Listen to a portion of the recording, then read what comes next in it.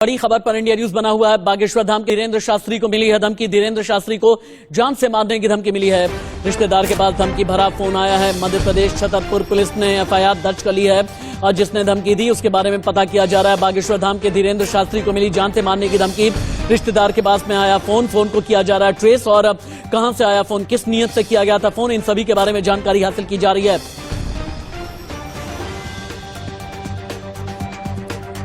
छत्तीसगढ़ की राजधानी रायपुर में एक और बड़ी खबर आ रही है। रायपुर में बागेश्वर धाम में हुई है धक्का मुक्की।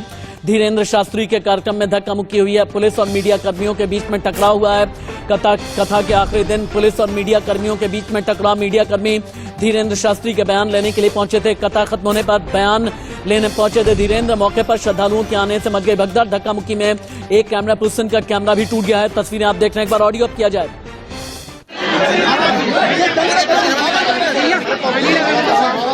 इंडियन न्यूज संवाददाता पवन विधुआ ज्यादा जानकारी के साथ में लाइव हैं। तीन बल्कि अलग अलग खबरें हैं। पवन विधुआ, पहली खबर तो यह है कि धीरेन्द्र शास्त्री को धमकी मिली है, रिश्तेदार के पास में फोन आया। अगला यह है कि उनकी सभा में धक्का मुक्की हुई है और उन्होंने सनातनियों को पुकारा है और यह कहा है कि जितने भी सनातनी हैं साथ में आए और सनातन का अपमान और सनातन का विरोध करने वालों के खिलाफ में खड़ा होना आज की तारीख में बेहद जरूरी है। पहले तो आप ये बताएं कि यह धमकी भरा फोन कहां से आया, पुलिस इन्वेस्टिगेशन क्या कहती है, किस रिश्तेदार के पास में फोन आया है, कितने बजे फोन आया है और अभी तक क्या आरोपी का कुछ पता चला या नहीं? जी बिल्कुल, बता दें कि आवेदन के आधार पर पुलिस को जो शिकायत मिली थी कि उन्हें फोन कॉल के माध्यम से धमकी दी गई है और प्रथम दृष्टया जो पुलिस अधीक्षक का कहना है कि यही प्रतीत होता है कि जो उनके चचेरे भाई हैं लोकेश गर्ग, जिनको फोन किया गया है, उन्हें धीरेन्द्र कृष्ण शास्त्री से मुलाकात करनी थी और कहीं ना कहीं फ्रस्ट्रेशन हो सकता है या फिर मुलाकात न होने के कारण उनके द्वारा ऐसे कदम उठाया गया है। हालांकि पुलिस के द्वारा जो है मामला पंजीबद्ध कर लिया गया है और पूरी इन्वेस्टिगेशन बारीकी से पुलिस है जो मामले की जांच कर रही है कि किन के द्वारा दी गई है, किस वक्त दी गई है और किस उद्देश्य को लेकर के दी गई है। इन तमाम बिंदुओं पर पुलिस बारीकी से जांच कर रही है और पुलिस अधीक्षक का कहना है कि जल्द से जल्द इस पूरे सवालों के जवाब वो हम लोगों को देगी और उनके जरिए ऐसे धमकी भरे फोन को लेकर के क्या बागेश्वर धाम वाले धीरेन्द्र शास्त्री ने अपनी तरफ से कोई बयान जारी किया है?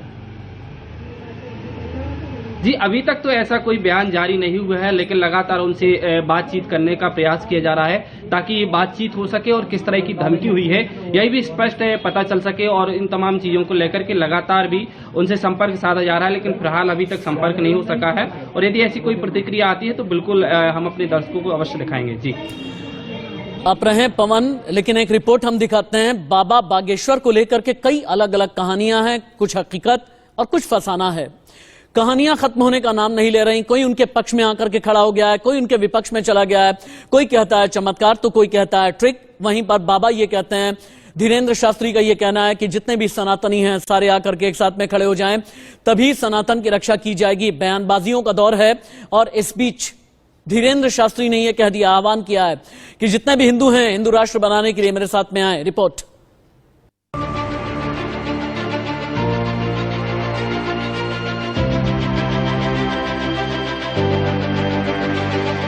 लाए तो हाँ की चले बाजार, कुत्ता भौंके हजार।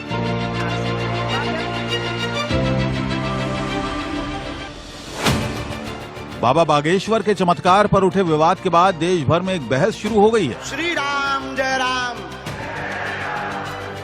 चमत्कार और अंधविश्वास के तर्कों के बीच दिल्ली में उनके अनुयायियों ने प्रदर्शन किया।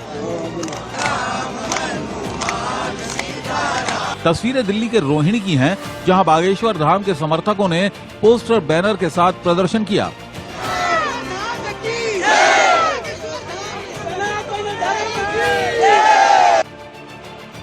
बाबा बागेश्वर पर सवाल उठाने से नाराज अनुयायियों का मानना है कि उनके खिलाफ साजिश हो रही है।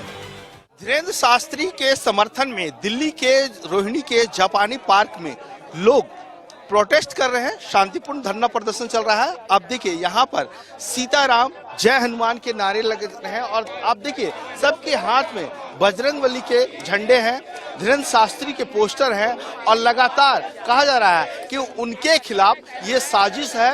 और आप देखिए लोग किस तरह से यहाँ पर नारे लगा रहे हैं, हनुमान चालीसा का पाठ भी कर रहे हैं। आप बताएंगे, आप बागेश्वर बालाजी के शिष्य मंडल की ओर से आए हुए हैं, लेकिन जिस प्रकार से आरोप उनके ऊपर लग रहे हैं कि वो अंधविश्वास फैलाते हैं, चमत्कार नाम की कोई चीज नहीं है। क्या कहें? देखिए, बाबा पहले से लोगों का भला करने का कार्य कर रहे थे, आपकी तमाम मीडिया देख चुकी है। ये जो कुछ लोगों को मिर्च लगी है, बाबा ने जैसे घर वापसी का कार्य किया है, लोगों की दुकानें बंद होने लगी है, और बाबा जो हमारे बालाजी हैं उनके चमत्कार की कोई काट नहीं है। ये अधर्मी लोग, जयचंद की लोग औलाद जो हैं, इन लोगों को मिर्च लग रही है। ये सनातन धर्म के विरोधी हैं, उन्हीं लोगों को मिर्च लग रही है क्योंकि उनकी दुकानें बंद हो रही है। चमत्कार या अंधविश्वास, इस पर देश भर में चर्चा गर्म है। कुछ लोग इसे सनातन के खिलाफ साजिश करार दे रहे हैं, तो कुछ इसे अंधविश्वास का नाम दे रहे हैं। इस बीच केंद्रीय मंत्री गिरिराज सिंह ने भी बाबा बागेश्वर का समर्थन कर दिया है। हम में नहीं है आयन तो टाए टाए फुस, पर हमारे इष्ट में है। इसलिए सनातन के सामर्थ्य को अंधविश्वास कहना, बिना जांचे हुए ये सनातन को अपमानित करने का काम किया है। और जिस ढंग से देश में एक सोची समझी रणनीति के तहत सनातन को आरोपित करना, सनातन का मजाक उड़ाना, सनातन धर्म को गाली देना, चाहे भगवा के रूप में हो, चाहे देवी के सिनेमा के द्वारा, लेकिन मैं आज तक देश में कोई फिल्मकार, कोई डायरेक्टर मोहम्मद साहब पर फिल्म बनाने की हिम्मत नहीं जुटाई।